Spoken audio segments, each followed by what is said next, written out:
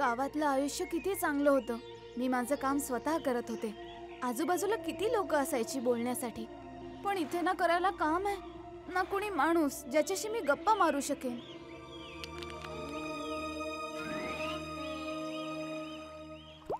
ओ, ओ, हा कसला किडा आहे? आधी कधीच नाही बघितला. कांचीने पहिल्यांदाच असला कुठला तरी किडा पाहिला होता, जो एक कुकून होता आणि त्याच्या शरीरातून जो धागा निघत होता तो रेशम होता, म्हणजेच सिल्क होता. हे काय? कुठला तरी धागा वाटतोय. किती मऊ आहे. याने तर मी किती चांगले चांगले कपडे बनवू शकते.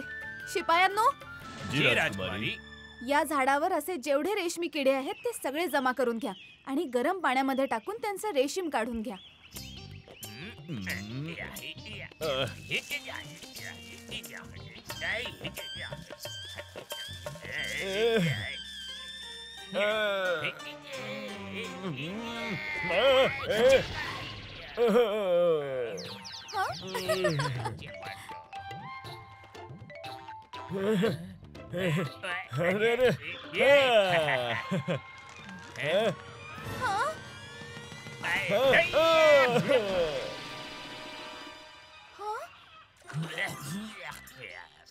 राजकुमारी जी, हा कीड़ा है कि राक्षस है?